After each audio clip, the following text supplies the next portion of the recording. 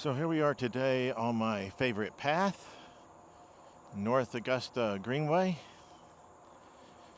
We just plan to do an easy ride. I also plan to ride along the river at one point if I can follow it correctly, which I'm not going to swear I can. I seem to always mess up somewhere along the way. Hey. So one of the things that I'll be looking at is I don't have my chest camera today. I only have the GoPro on top of my helmet. So I'll try, although I'll probably fail, to not move it around as much.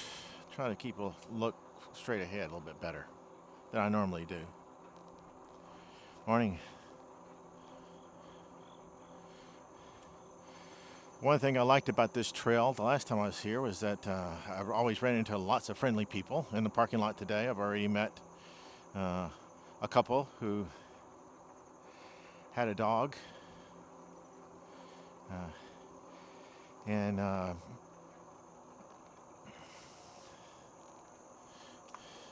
actually had two dogs. Each person had their own dog that they were walking.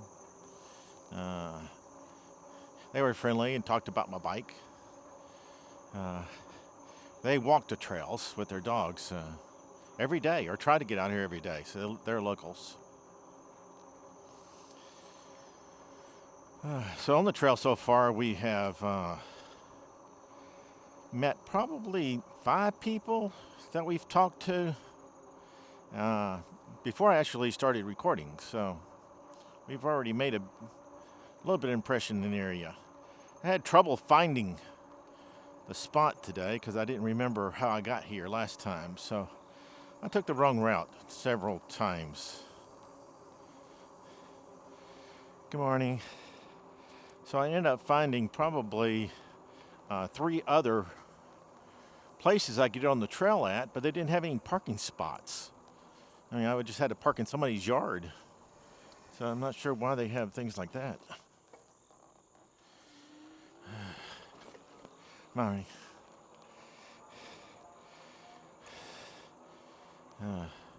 One thing I like about this trail is it's smooth, so that's always a good thing. And it has people on it, so you don't feel like you're out there alone. Frequently when I'm on a trail, I'm just all by myself. Now, if you try the river walk in Columbia, it normally has a bunch of people on it too. Well, it depends on which one you try. If you try the one in Casey's River Walk, West Columbia River Walk, that one always has a bunch, or seems to always have a bunch of people. In fact, I quit going there because there was too many people, and it was hard to navigate. This one has plenty of space, so you don't really feel when you run across people. I think there's like the right number of people on the trail. At least the other 2 times I've been here. This is my 3rd trip here. So, maybe this time it'll be less crowded or more crowded, but so far it seems just perfect, the perfect amount of crowdiness.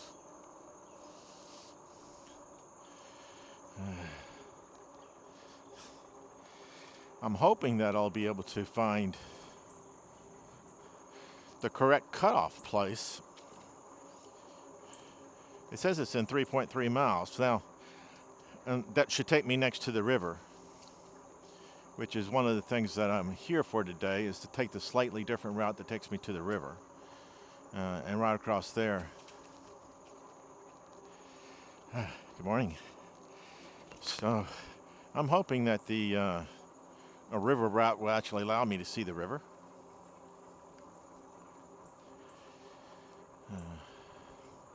It looks like on the map that I saw, that I was trying to look at, that it would do that.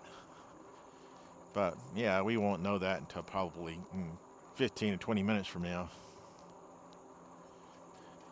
It looks like I'm going to be traveling around 11, 12 miles per hour on this trail. I mean, this is just supposed to be a leisurely path. In fact, they have rules against doing your training, bicycle training on this trail. They want it to continue to be a relaxing place for people, not a place in which bicycles are zooming by people. They have banned motorized scooters, whether it's gas or electric, which a little surprised. I'm not sure what the motorized scooters, if they're electric, would be, what type of problems they would be creating.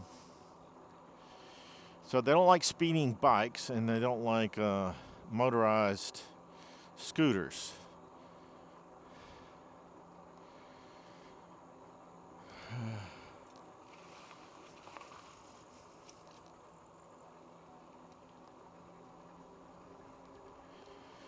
Bicycles are fine. Of course, motorcycles are banned. So, as long as I maintain a reasonable amount of speed, I think I'll be okay. I don't think this is one that you can go 18 miles per hour on. There's some that you can go 18 miles per hour on. But just reading all the rules they have on here, I think I want to end thinking that 18 miles per hour is too fast. It's not the goal that they're trying to achieve here. So we'll see if I get a bicycle passing me. I probably will, because I am going only 12. I could go 15, but I like the 12 mile per hour path. Gives you a chance to see stuff. Since I'm doing the helmet cam this time, it's going to be a little weird, different, because I don't usually use it. Hey.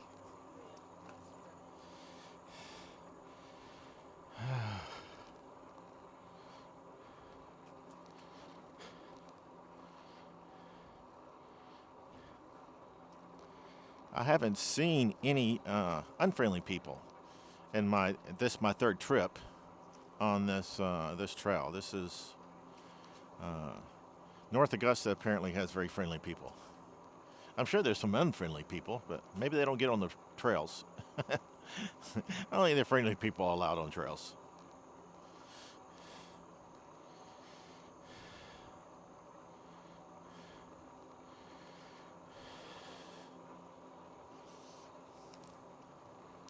Now I'm going downhill the whole time here. It's very slight downhill, but nevertheless still downhill. So I didn't notice that the first time, and when I started coming back, I was wearing myself out, and I was thinking, what the heck's going on here?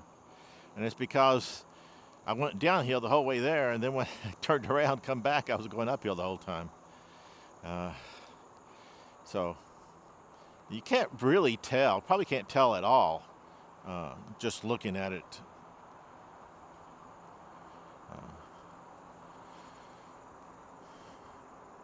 But if you're here, I can't tell when I was going down it. But when I started going back, I could tell. My bike was riding at we're here heading down, I'm going like 12 miles per hour. Coming back, I'll be going about 10.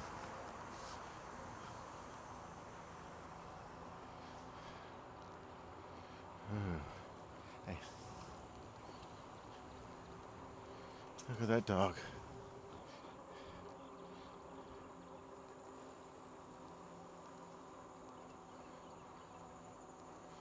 See, I don't know where this place is. Some of these places I could mark on my map when I get here so I could find it again. Although the place that I'm riding from is actually a pretty good place, so yeah, I think it's fine. I'm thinking while I'm on the leisurely trail today that maybe I ought to talk about a couple of things. I haven't quite decided which way to go yet on it. That one of my choices is that I could give the final three. Wait, I think it's final three. I think I've done 7. So the final 3 reasons why a regular e-bike or an e-bike is better than a traditional bike. Which I might do. I need to get that out of my way. But I also had a couple other topics I was thinking about talking about, so we'll see how I end up going as more time goes on.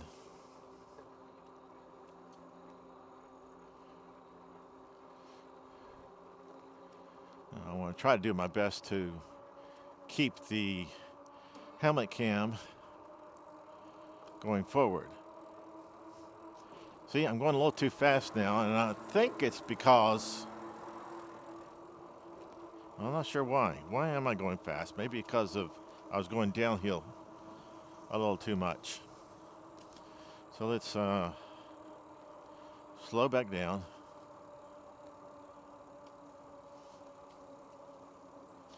Okay, we're doing good. Good morning.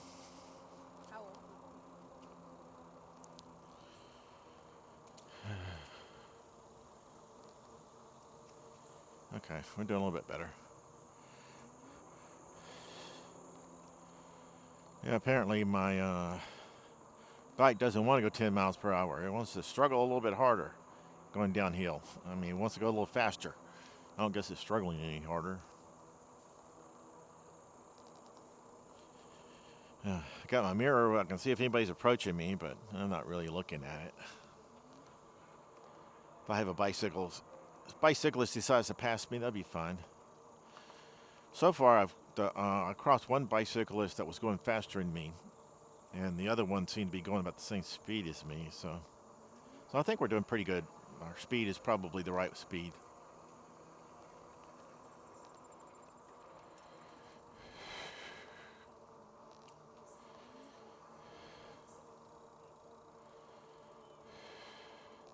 Yeah, passing on your left.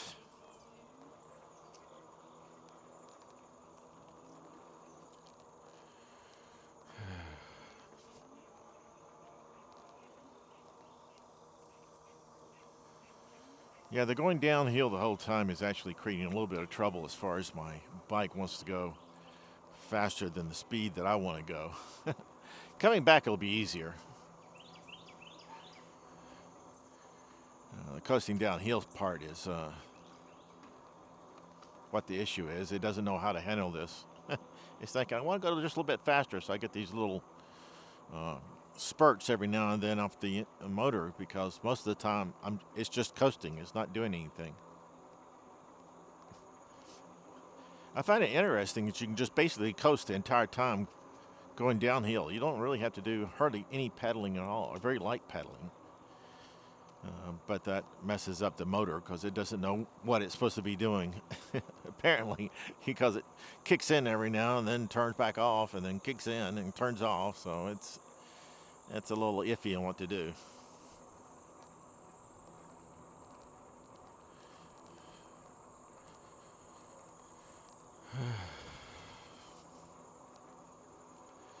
So this will be the first time that I've tried to have a whole video off the helmet.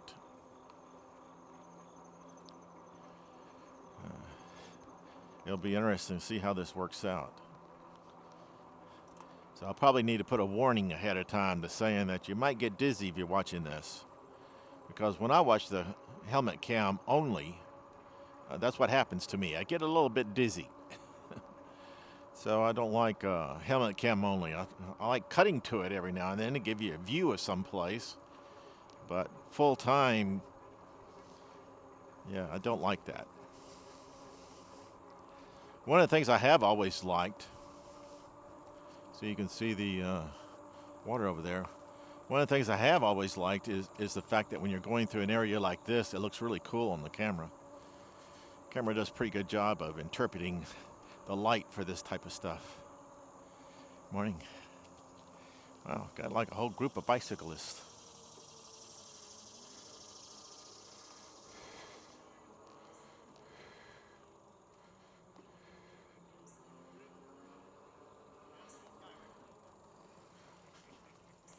Good morning. Whole bunch of bicyclists. Woohoo! Hey.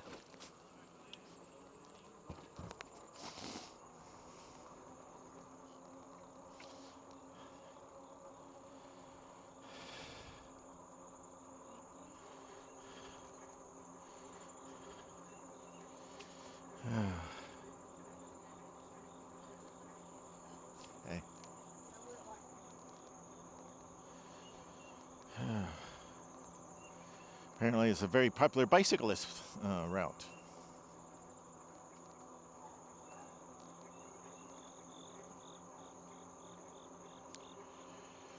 I like the fact that I got this guy in front of us who's trying very hard to continue to keep his health up a little bit. He could do better if he got on a bicycle.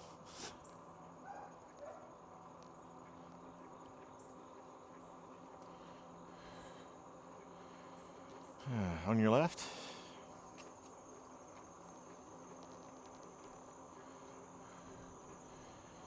All right.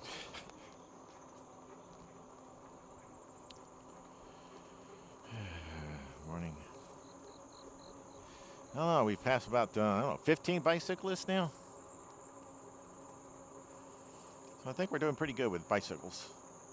Although I think there's still more walking people. A couple of running people, but mostly walkers. And I hadn't run into that many people still walking their dogs. When I was in the parking lot coming in, there was a lot of dog walkers getting into their car, having finished walking their dogs. Let's see, what time is this? This is, let's see, based on time I left, it's probably 10:30, somewhere between 10:30 a.m. and 11 a.m., probably. So apparently the dog walkers want to be finished by 10 o'clock. And, or a lot of them do, because even when we went by that last parking area, they had people with dogs that were leaving. So maybe that's the reason we hadn't seen too many, I hadn't seen any dog walkers on the trail yet. Have I? Have I seen any? I don't remember seeing any that were actually on the trail. Everybody I saw was leaving the trail. So at this time of the day, the walkers and the bicyclists are rule. And a few joggers. I think I've only seen 2 joggers. Unless some of the walkers were joggers and were just relaxing at the moment. But probably not true. This place we're approaching now is the place that I took off from last time I was here. I didn't like that because it missed out all this area. Morning.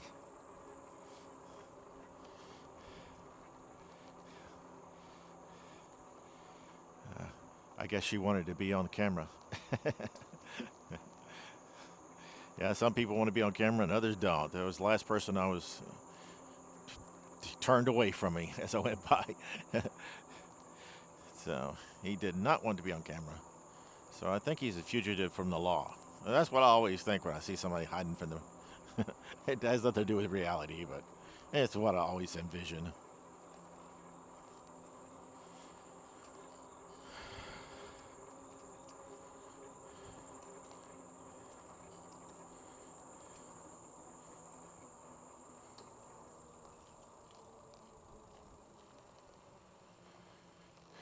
On your left.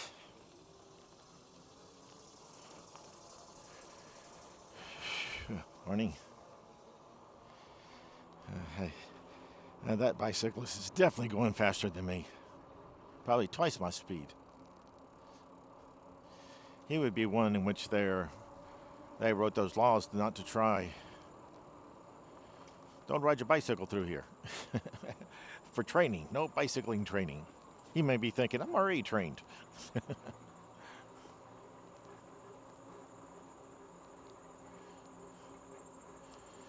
The bicyclist that we're approaching now is going about the same speed we are, so.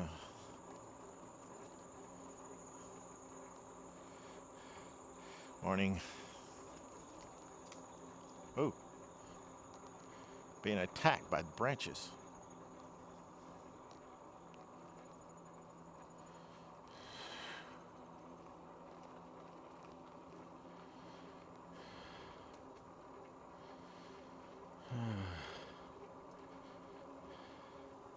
Morning. That guy looks to be going about the same speed as me too.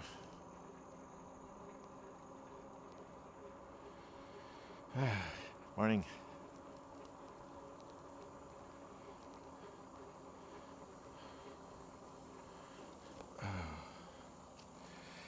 Yeah, last time we went through here, people were playing football. Looks like they're into soccer now.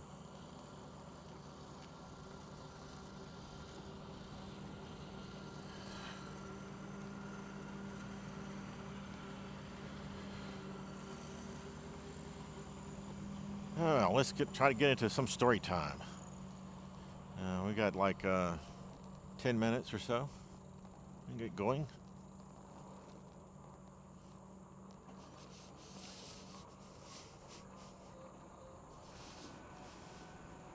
Okay, let's try to get the last three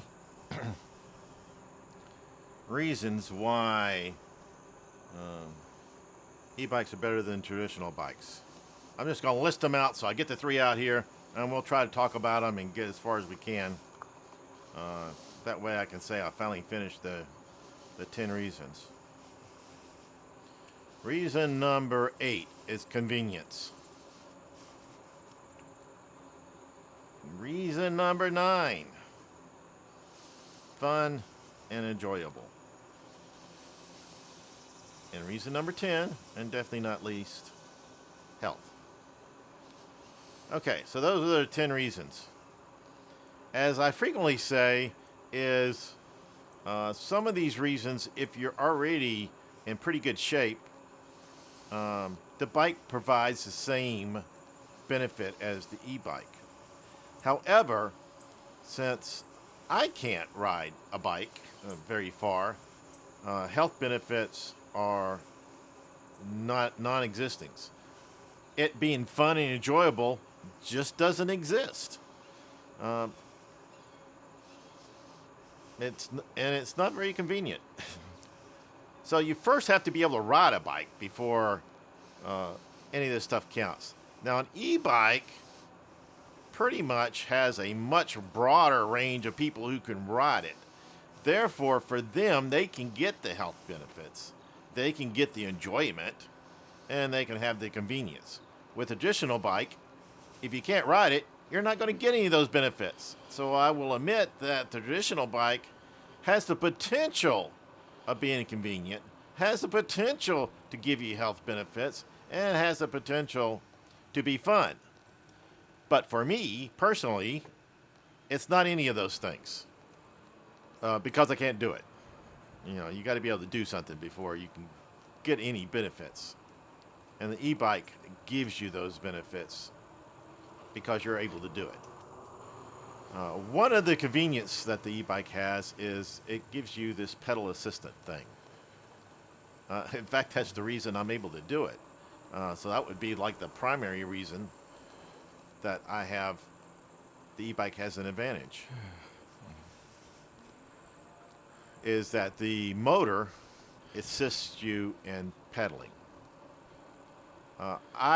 Since I always pedal, because I need to get the benefits from pedaling, the motor helps it so that I can actually do enough of the pedaling. The e-bike gives you extended range over the traditional bike. And this is even if you're in pretty good shape, you still get additional benefit from having the e-bike. So in my case, I can ride until I run across a hill on a bike, and then that pretty much ends it. With an e-bike, I can continue on. It gives me range in which I can go. Well, I guess the farthest I've gone so far a couple of times is a little over 40 miles, which is not a tremendous amount, but it turns out that my wrist and, well, mainly my wrist. My wrists start hurting after the bumpiness of the ride after a period of time. Now, it might be that I can change my positions, my seating arrangement, my handlebars, so that my wrists don't get involved as much, and it'll be better, but I just haven't been playing around with that so far. So I may be able to get greater than 40 miles once I start playing around with that and learn how to ride the bike without having my wrist get injured. If you're into commuting, which a lot of us are no longer commuting, but the e-bike makes the commuting a whole lot better. One of the things I like best about it is hill climbing. I can climb pretty steep hills, although not tremendously steep. The 18-degree hills that's in my neighborhood that I test is probably about as strong of a hill that I can climb. That's very tough. I usually slow down to like 5 miles per hour going up it. So 18-degree hill, pretty tough um, for me. But at least I could do it.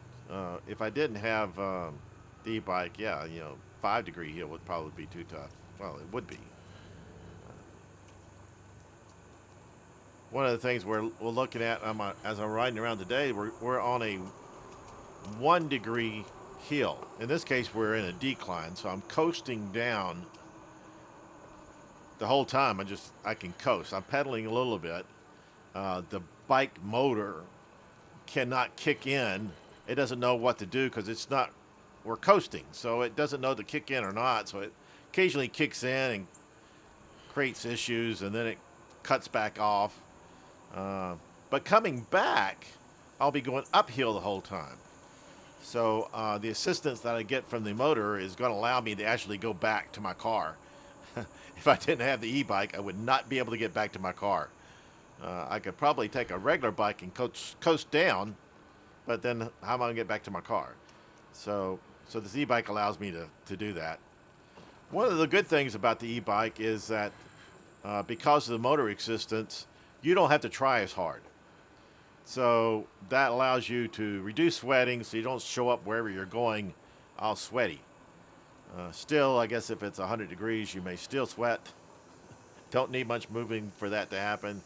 But under normal circumstances, you can travel without too much sweating if you're on the e-bike, because you don't have to try as hard.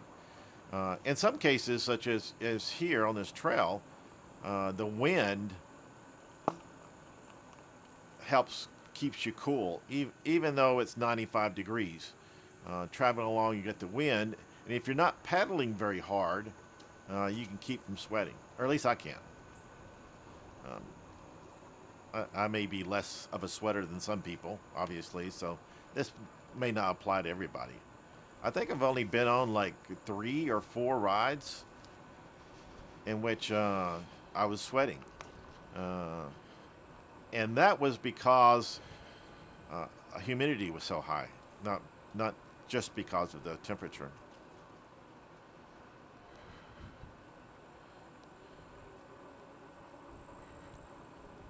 One of the cool things about e-bikes is that you're allowed, well, at least in Colombia, you're allowed to take it with your on a bus ride. So if you're getting ready to get on a bus, they have a spot where you can put your bike and then ride the bus to somewhere, and then you get off and get back on your e-bike. So if you have a distance to go, like if you're trying to get to Augusta for an e-bike ride, you could use a bus and get there and not have to pedal all the way there. And then once you get there, you could then use the bus. Now in my case, I use a car. So I load it up on a car, drive the car there, and then get off and then ride the e-bike.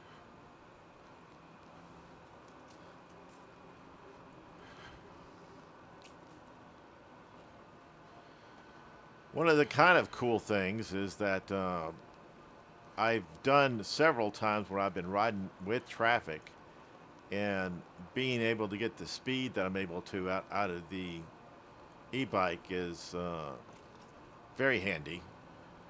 Also, well, I can't maintain, like if you're at a stoplight and it changes to green, you can easily keep up, or more easily keep up with the accelerations of the car in front of you, so you're not that big of a impediment to everybody else.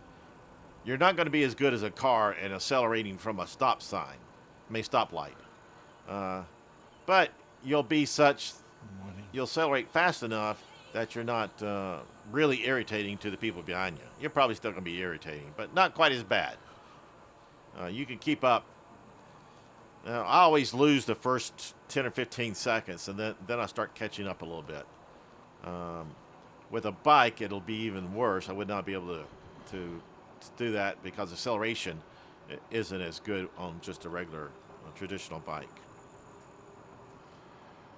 One of the cool things with the e-bike is that you can carry a lot of stuff with you.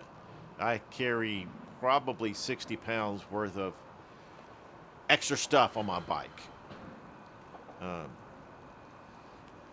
So that's something that on a traditional bike you could probably also carry extra 60 pounds on your bike, but that's going to make going up a hill so much harder.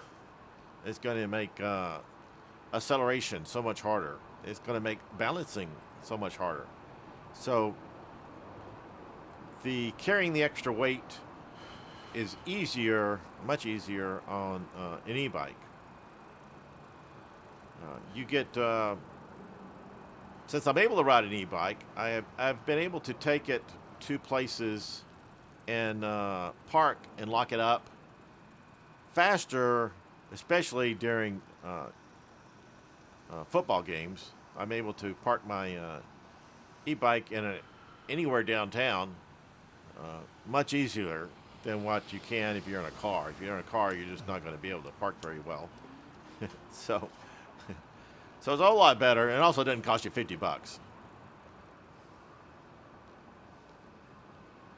One of the things that I've started enjoying the most is just taking my 6-mile ride in the evenings. I pretty much know most of my neighbors now, that all the ones that do the walking, because as I head out at night, or in the evening, a lot of people are walking. They're walking their dogs, or they're just walking. They get back from work, so they're out going for a walk. And so I get to meet all my neighbors now that I didn't have to meet. I now probably know maybe 10 or 12 of my neighbors, a little bit more, because I see them nearly every time I go riding in the evening. They're out walking. So we're getting to know each other a little bit better. The fun part of the e-bike is the fact that I can just get out in the evening and just ride pretty effortlessly through the neighborhoods and just have fun. I don't have to do much. It's just getting the bike out and just riding the neighborhoods. I really enjoy it, and seeing what's happening in the neighborhoods. Sometimes you don't know which houses are up for sale. So sometimes I'm surprised when I'm riding through and somebody's selling their house. And I'm thinking, I didn't know he was selling his house. I wonder what's going on. So those are things that I found out as I started riding my e-bike. In some parts of the neighborhood, you get to watch people as they change their yard. Now, some people may not find it interesting to see people plant things and then you see it growing a few weeks later. But I find that fun, driving through the neighborhood and seeing how things change. The e-bike gives you the ability to ride at a little bit higher speed if you need to. So you'll notice that I'll ride frequently on the road in order to get somewhere. And if I'm riding on the road, I prefer to get on a road that has 35 mile per hour speed limit or less. Because if I crank the bike up on the highest gear and the highest power assist, I can get reasonably close to maintaining the speed of traffic. So I'm not as an impediment to everybody else, and I can't quite keep up with them. But it does make people... In fact, I sometimes get people behind me who will just stay behind me. They won't even try to pass. Most try to pass, though, but I do run across some who say, yeah, we're not going 35, but we're going, nearly 30, so that's good enough. We'll just stay back here and follow the e-bike for the half a mile or so instead of trying to pass. What we're trying to do here is to find out if this road has a bike lane in it.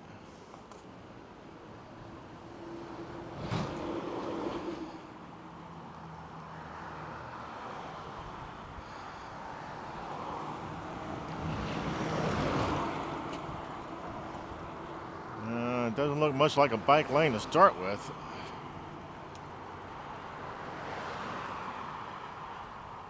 I think we'll interrupt this story here for a bit. I need to concentrate.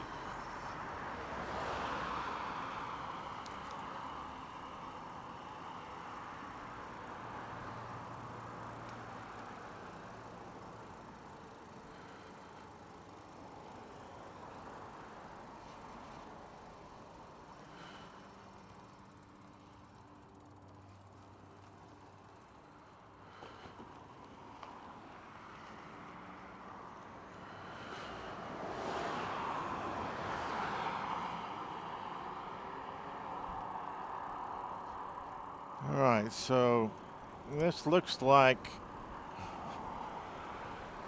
maybe it has a bike lane only on this side of the road. And is that center thing going to continue? Is that a bike lane?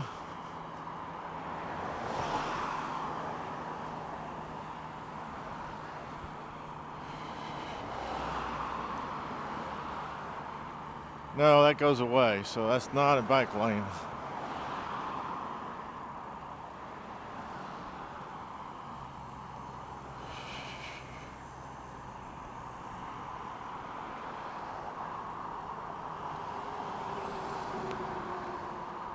So this bridge doesn't look like it has a true bike lane. Looks like it does have a sidewalk that might go across the bridge.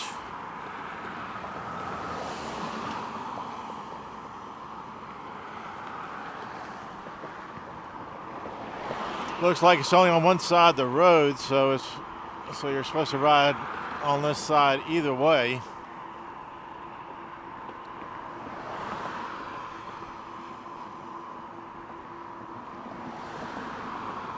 So I'm going to speed up a little bit since I'm kind of... Right there is where I was. I was on that just a minute ago. And this is the river. And after we cross this, we'll be in Georgia.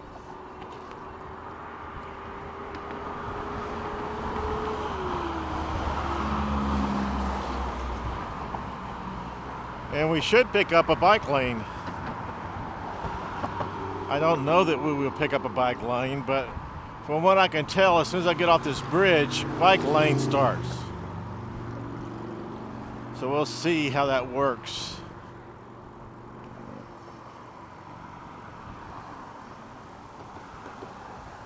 Okay, so here we are in Georgia.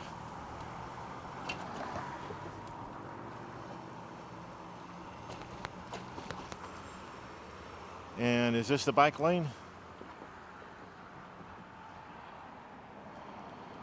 Maybe it is. It doesn't look very good.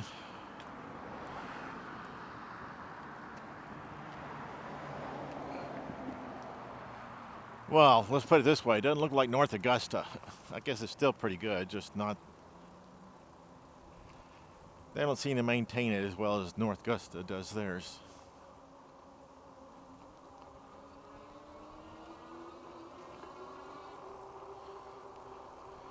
Now, my original plan was to see if I could get across the bridge, and if I could, just drive down this a little ways just to see what it looks like. And then I'll just turn around and go back.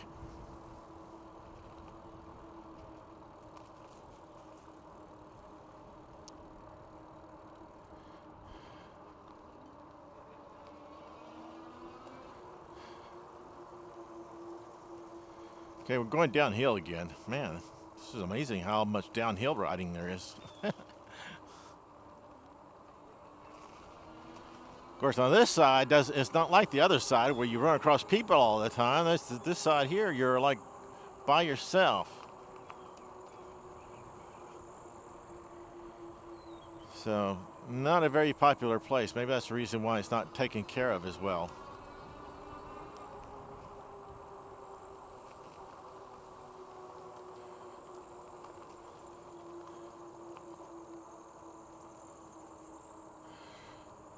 Of course, it could be because it's not taken as care as well that nobody rides it. But yeah, it's one of those chicken or the egg things. Yeah, got a big sign over here about it.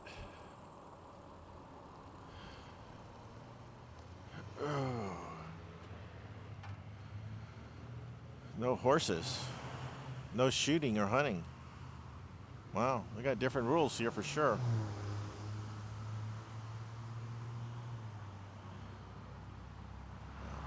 I guess it's safe for me to go. I'm a little iffy on it.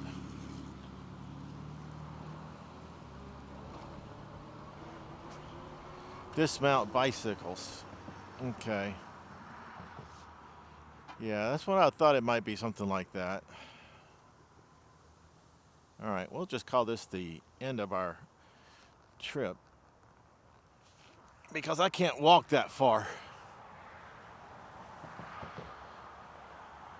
So we'll just end it and turn around.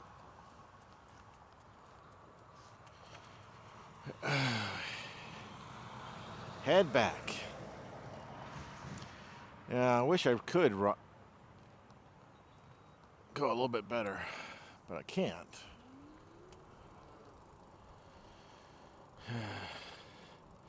People are saying, hey, it's only like 200 yards. Well, 200 yards is really far for me. So,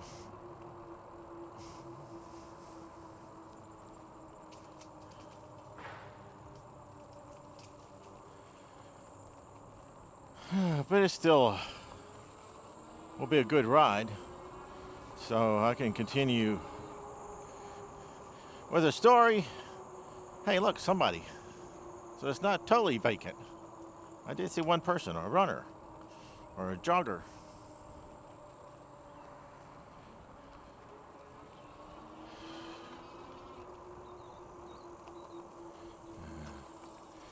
So we'll continue with our discussion now. Since we already seen all these places, I won't need to talk about it unless something new happens. We'll see. One of the things that I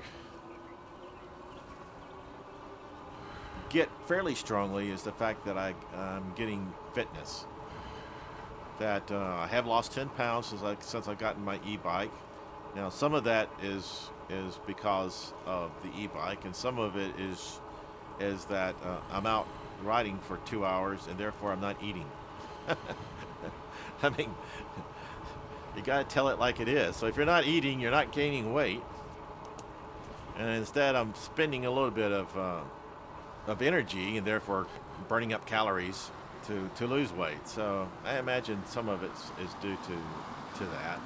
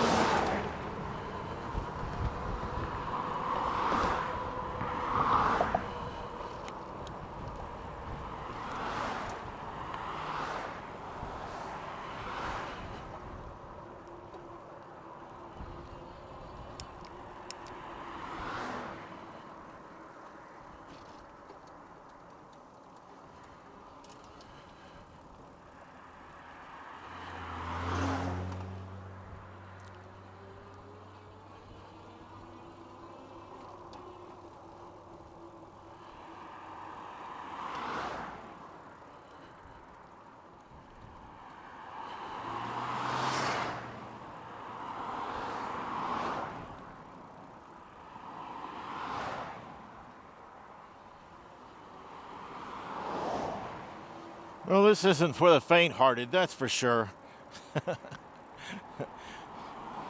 I think I'm scaring the cars just as much as they're scaring me.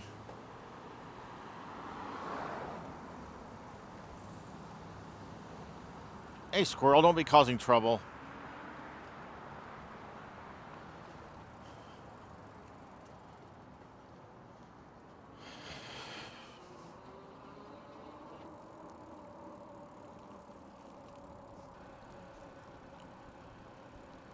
The e-bike gives you a low impact exercise,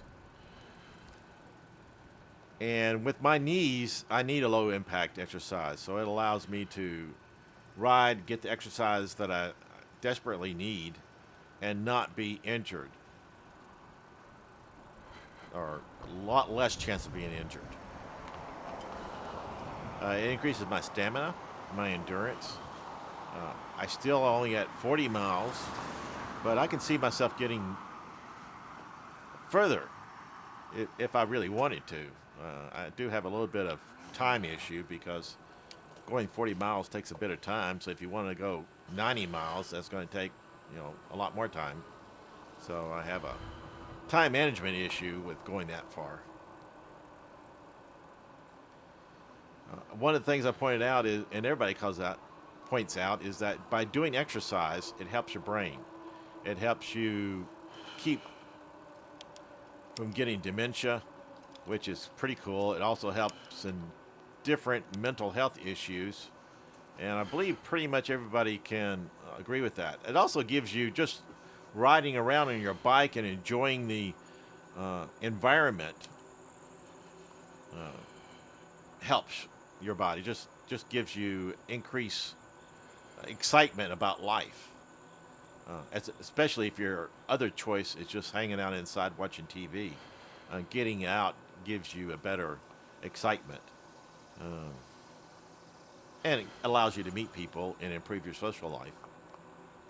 So these are, if you add my other seven reasons to these three, you get a total of 10 reasons why the e-bike is better than the traditional e-bike.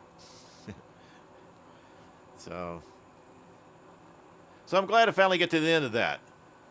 I probably want to talk about something else too, and we'll talk about that as maybe, before we quit here. I think that it's going to be good for me to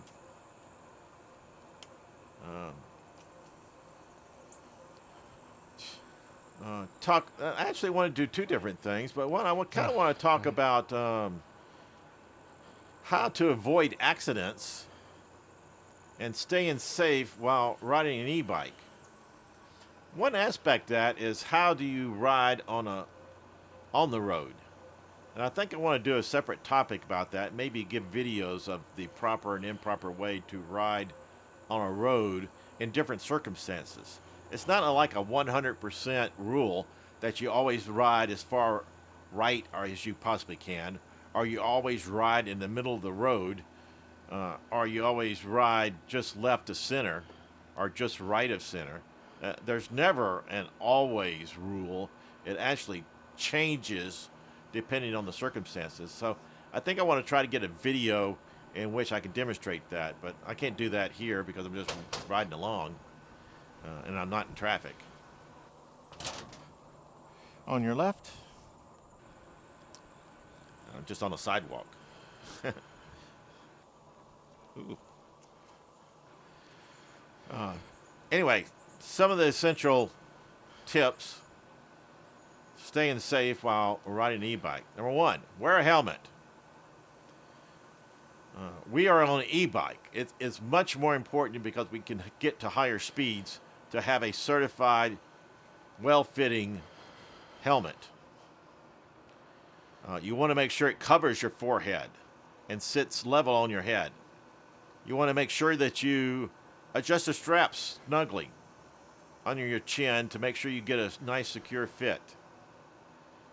If you damage your helmet in any way, in which you crash and you got some cracks in it, or it's starting to show wear and tear, replace it. This is your head you're talking about, and your health and well-being. So wear a helmet. Some states actually require it, but most do not. But for your own safety, wear a helmet. Another thing you should be careful of, you need to yield the right-of-way to pedestrians. And of course vehicles. But pedestrians are kind of important, so as we are trying to get into areas in which there's no cars, there's usually pedestrians. And so you need to learn the right way to handle them. Now, in most cases, watching my videos will show you the right way to handle pedestrians.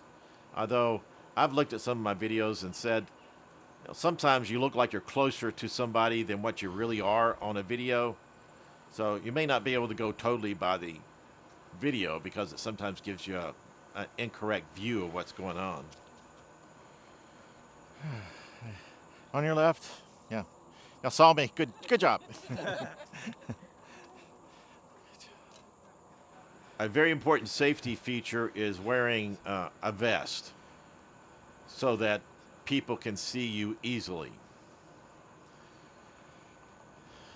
I like my vest. In fact, I've gotten some comments. I haven't put any of them on my video channel, but I've gotten comments from people who stated that I can be seen very clearly between the lights that I have, because my front blinking light is really bright. So if you're seeing me anywhere, I have a bright light, and you can't miss it. I have it pointing down directly to the ground so it doesn't shine in any car's eyes. And still, it is bright. It's a bright light. It has the blinking mode so that people can see me very easily. My light in the rear is not quite as bright. Because you kind of can't have a white light, so you got to have a red light in the back. And they're just not as bright. So I have my red light blinks, and I actually went out and purchased a backlight that's as bright as you can get it, and it blinks. So it's as bright as it could possibly be, and you can see it during the daytime. It blinks well enough where you can see it. However, the car does not see the blinking red light. I'm still wearing my vest, which is very reflective. I bought a vest that's like the claims it's the most reflective, and it is pretty reflective, so I guess I can believe it. You should ride in a bike lane if possible. I like this road that we're on now in Greenway because it is safe, and it has a bike lane. Now, crossing the bridge, I'm having to stay off the road, and I'm on this sidewalk. The only sidewalk they have is on one side of the road. It's not on both sides, so you have to ride both directions on this.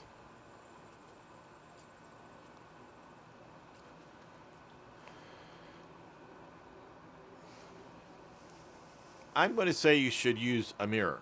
I have a mirror, and I found that whenever I'm trying to, I can see all the traffic coming with my mirror, and it allows me to be able to make a U-turn because I can see all the traffic. I know when a traffic car is approaching me. So it allows me to, especially if I'm riding the sidewalk and I'm crossing like a gas station where a bunch of cars could be turning in or coming out.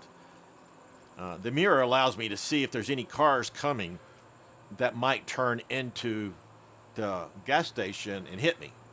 So I keep that and speed up or slow down depending on what I see happening from those. The mirrors is the only way to do that. If I tried to turn around and look behind me, I would fall off the sidewalk and I would be in the street.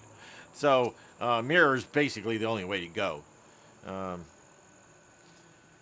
One of the things that I started doing, and it turned out to be bad, it was like the initial thing that I did when I got it, was that I decided I wanted to listen to music when I rode.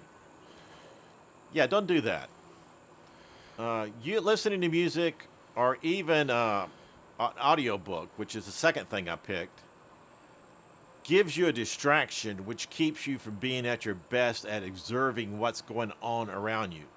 You really need to keep track of where all the potential dangers are. Now, if you're on a route like I'm on today, where you're in the Greenway, yeah, you probably have a little bit extra leeway, and maybe you could listen to something. I run across very many people who are listening to music or even to a speech. I run into occasional people who are doing Zoom calls as they're riding along.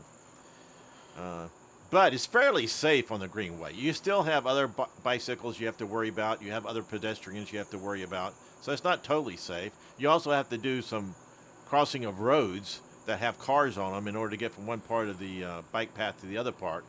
So it has a little bit of trouble. So it's still best to not be distracted, just to keep your mind on what you're doing.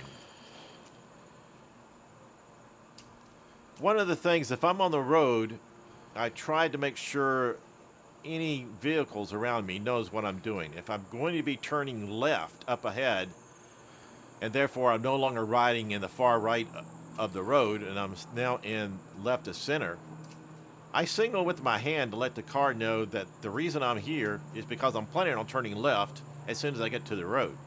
So I signal before I get to the turned off spot, because sometimes while you're turning, you need your hands on your handlebars and on your brakes in order to make the turn properly. Especially if you were heading down the road at 28 miles per hour and now you need to turn left. You need to be hitting your brakes and you need to be turning, and signaling at that point in time is a little late. So I signal early. I also signal if I'm not hitting the brakes. I also signal then. But I signal early.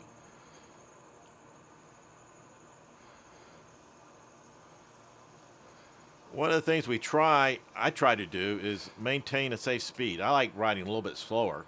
So if I'm not on the road, I'm probably less than 13 miles per hour. I'm only going greater than 13 if I'm on the road. So I'm usually going like 13 or under, or 25 or over. I don't have too many times where I'm just riding along at 20 miles per hour. I just don't do that. I like the enjoyment of seeing the surroundings and what's all happening that you get to do if you're going less than 13 miles per hour. When you're traveling at a higher speed, it's because I'm trying to get from point A to point B as fast as possible. I don't care about the surroundings. I only care about getting the destination. And most of the time, that destination is off the road.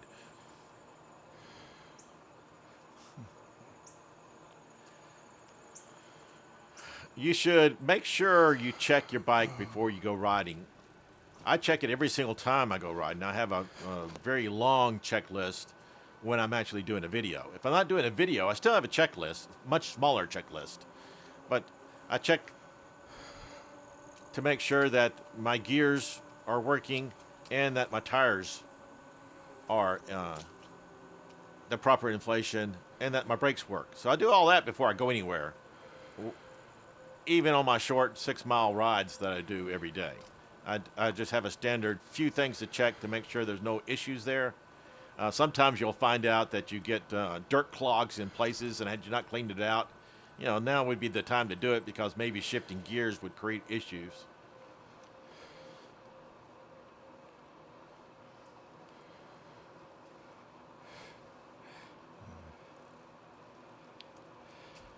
And while I say this, it's not something I do.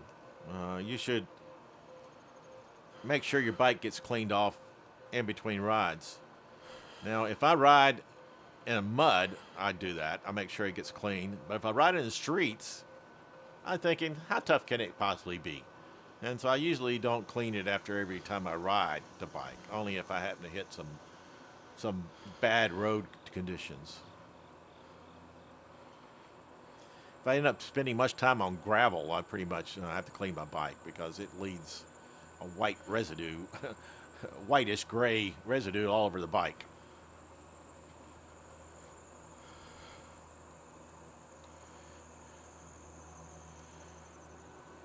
I watched a video a few days ago in which a guy was doing his video. It's much like me, and he was riding through downtown and was riding on the right side of the lane, which everybody's telling you to do. Ride on the right side of the lane. So you're. The only problem with that is, and this guy found out, is if you're riding on the right-hand side of the lane and there's a bunch of parked cars on the right side of the lane, somebody's going to open up their door. and it's going to hurt. And that's what happened to this guy. He ended up in the hospital because somebody opened up their door as he was approaching. So I don't recommend that. You need to stay alert. And if I'm on a road in which somebody's open door I could hit, I shift a little bit. I shift towards the left-hand lane. I don't want to be in the spot in which somebody's door can open and hit me.